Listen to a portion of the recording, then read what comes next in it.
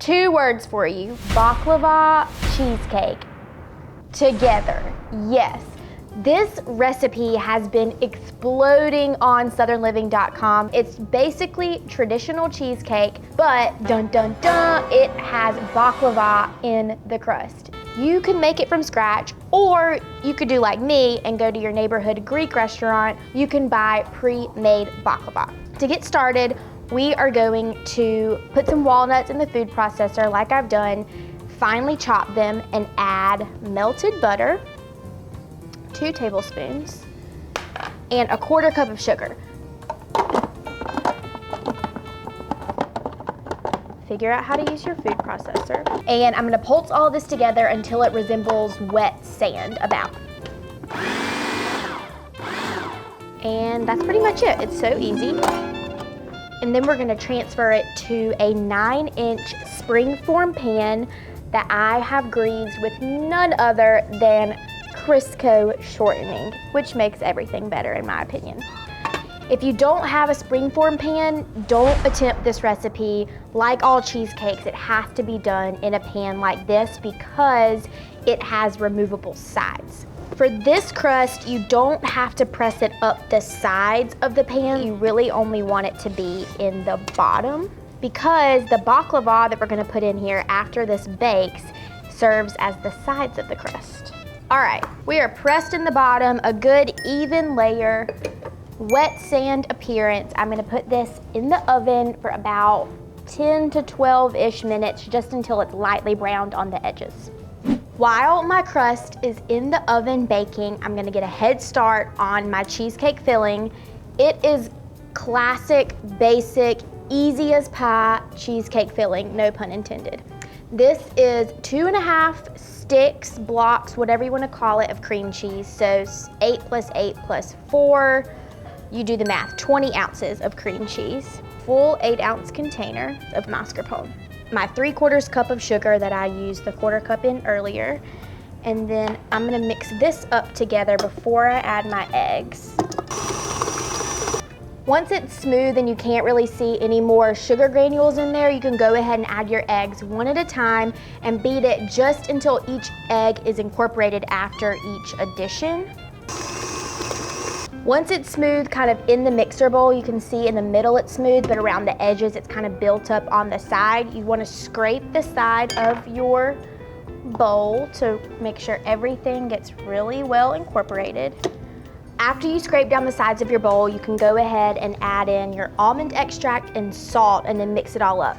Then some salt, and mix this up until it is smooth.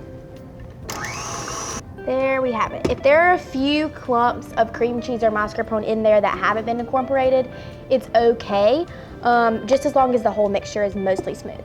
Once the crust comes out of the oven, you're looking for it to be browned just around the edges. You'll start smelling it. When your kitchen smells nutty, it's done. Then move it over to the side and let it cool slightly while you cut your baklava. If I was a knife, I found it. Got it. Let's talk baklava.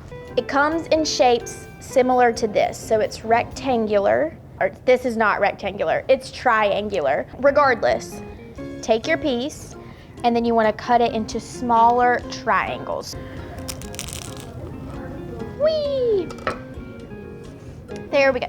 I'm gonna do this with 5 of my baklavas. You can hear that crust, the flaky phyllo. Oh yeah. Look at this. It's so layered and yummy.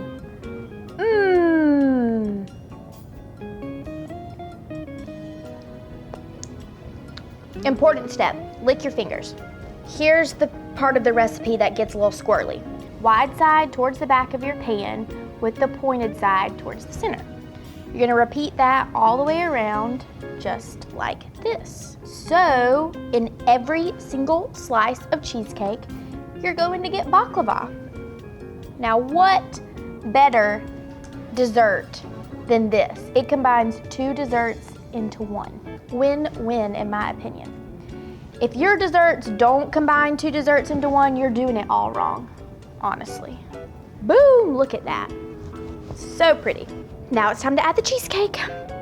Now we can go in the oven. This bakes for about an hour and 20 minutes. Check it at an hour, but it's probably gonna need to go the whole time. 300 degrees. Cheesecake. Let this cool completely at room temperature, which is gonna take about 2 hours, and then put it in the fridge to chill for at least 8 or up to overnight. While my cheesecake is cooling, I'm going to make the syrup that goes on it. And it has a slightly weird ingredient, orange blossom water. This stuff is polarizing. It is potent and overpowering, but it is the secret ingredient to baklava, most Greek desserts, and a lot of Middle Eastern desserts. It starts with a half cup of honey, 2 teaspoons of orange blossom water. Woo! I'm telling y'all, it's strong. I'm not gonna measure this, I'm just gonna zest it right into my pot. It's about ½ teaspoon. Turn it on. Bring it to a boil, whisk it, and then you're ready to go. This probably won't go in the edit either, but baklava cheesecake with that orange blossom water and orange zest, perfect with the mimosa.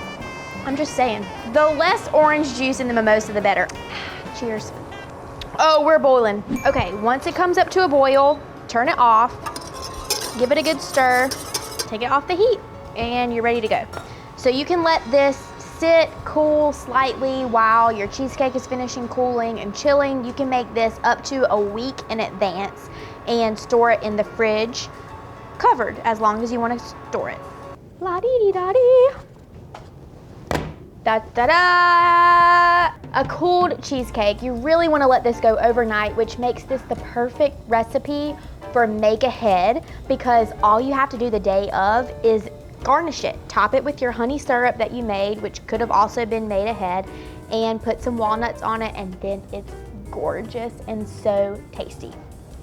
You can loosen the edges with the offset spatula or a thin knife, and then unbuckle it, and it should slip right on out. Woo! Like I said, it's gonna have a few cracks in it. It's not the prettiest on the top, but that is okay because we're going to garnish it with walnuts and that honey syrup that you made. Toasted walnuts. The piece de resistance is the orange honey syrup that you just drizzle on top. Now it's time to slice out. This is chilled, so it should slice really easily and be really gorgeous. Any pieces of walnuts that fall off, just put them back. And here we go. Woo! Even though you've already drizzled some of the orange syrup on top of your cheesecake, you're gonna need to do it on every slice too. Last but not least, always do some quality control with your cheesecake. If you want to see more recipes like this, be sure to subscribe to our Southern Living YouTube page. If you haven't already, click the bell so you never miss a recipe from Southern Living. We'll see you next time.